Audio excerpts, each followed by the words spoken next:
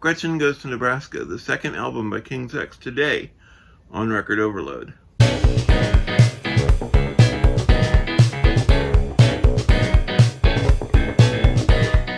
Hi, my name is Tim and welcome back to Record Overload. I just want to start things out before I get going to let you know, if you like the videos that I've been putting out, please give me a thumbs up and hit that subscribe button down below if you want to see more content from me. Also hit that bell, and that way you'll be notified every time a new video goes live. It was 1989, Cornerstone in Grayslake, Illinois. They convert the Lake County Fairgrounds into a festival grounds where they had a gigantic main stage out in the main field, 20 to 35,000 tents.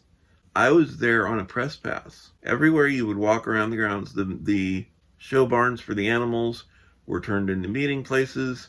The smaller exposition centers were turned into indoor stages.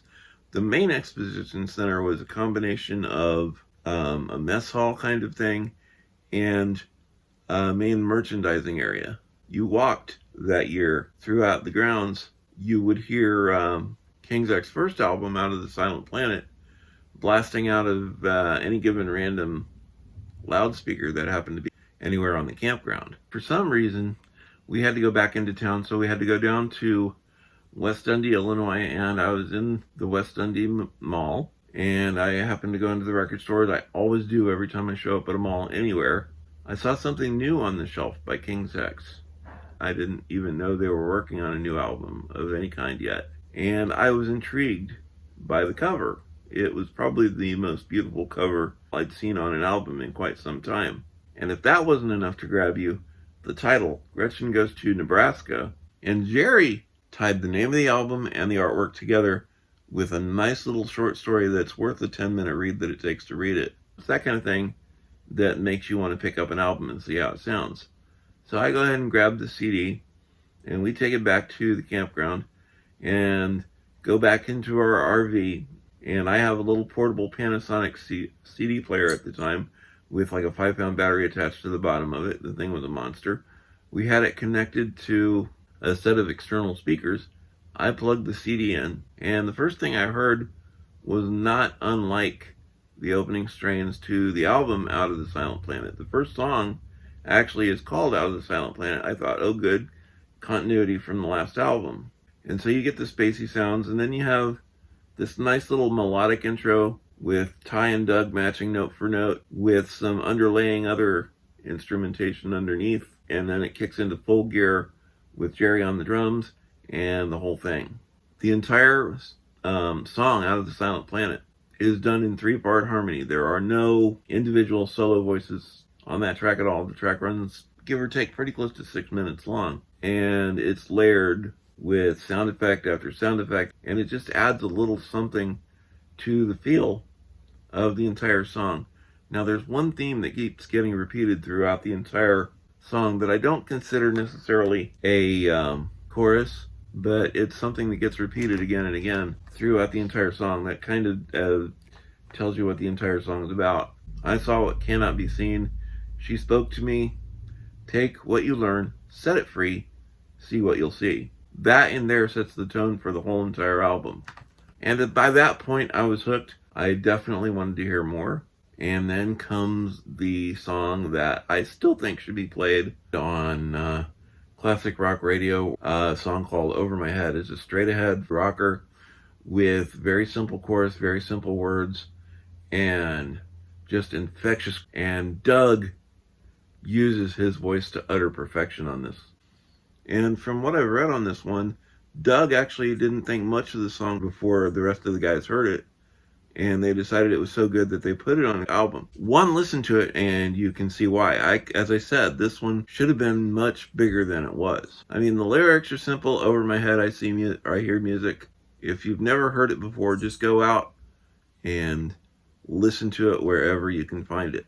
It's just that good. The third song that's on the album is called Summerland. Now, this starts out with a nice little 12-string acoustic guitar riff by Ty, and it's about how youth fades away. At least that's what it reads like in my eyes. And it's a really nice kind of mellow mid-tempo song that shows even more of their diversity.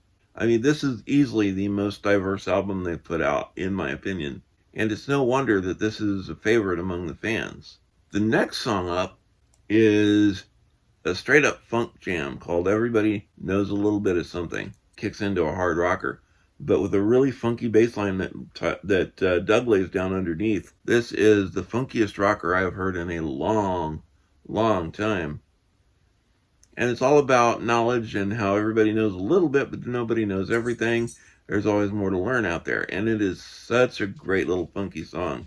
There's not a bad song on the album. The next song hit me to the core. The Difference in the Garden of St. Anne's on the Hill. And the harmony just absolutely makes it. When they say these guys have Beatlesque harmonies, they are not kidding.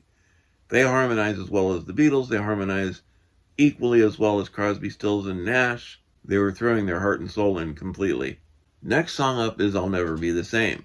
I'll Never Be the Same is a bit of an enigma. It's a nice mid-tempo rocker that, again, has some extra little quirks that it's got a little bit of funkiness to it. Now, the next song, it's a song called Mission.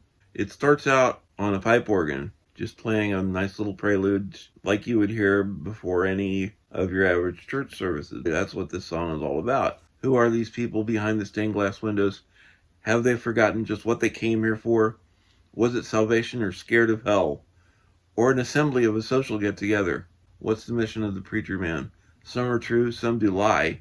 And there's a middle section that kind of fills in the solo/bridge section where they took the audio from an actual television evangelist who was speaking about how he went down to the Cadillac dealership and 1 hour later, he walked out of there with a brand new car, and I'm going to bring it down here and get it dusty and dirty for the Lord.